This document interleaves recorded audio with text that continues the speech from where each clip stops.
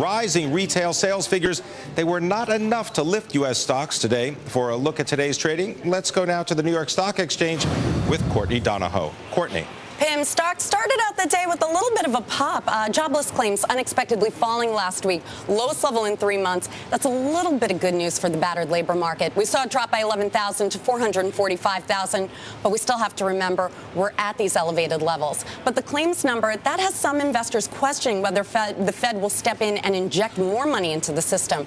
But the improving claims number moving the dollar index off its lowest level since January 15th. But tomorrow, all the focus, that's going to be on the government jobs report, and it may show the unemployment rate ticked up higher in September to 9.7%.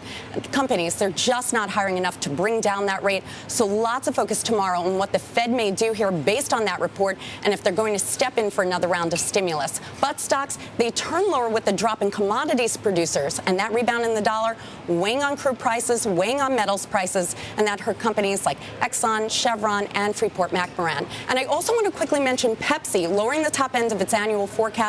Pepsi pulling consumer staple stocks lower. Beverage giant increasing marketing in China and North America. Pepsi down almost 3% in trading. Pimm. Now, Courtney, there was some shopping today, right? Some strong retail reports, but not enough to give the markets that kick. Yeah, no. Retail sales growing for a 13th straight month, coming in ahead of analyst estimates. It was the teen chains. They did quite well during the back-to-school shopping season. Abercrombie sales rose 13%, was one of the best performers today in the S&P. American Eagle, they saw a jump of sales of 4%. Limited and Macy's also came in better than expectations. And on the good side, I also want to mention Adobe surging today, about 17% in trading. There's a report that Microsoft CEO Steve Ballmer discussed buying the company.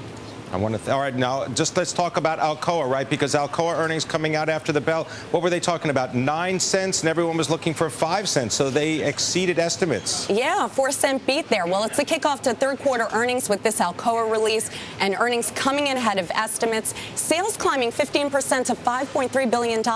One analyst pointing out that the weaker dollar that we're seeing right now, that's improving the affordability for countries with stronger currencies. Alcoa higher in the after hours, Pimm. All right, I want to thank you very much, Courtney Donohoe, reporting from the New York Stock Exchange.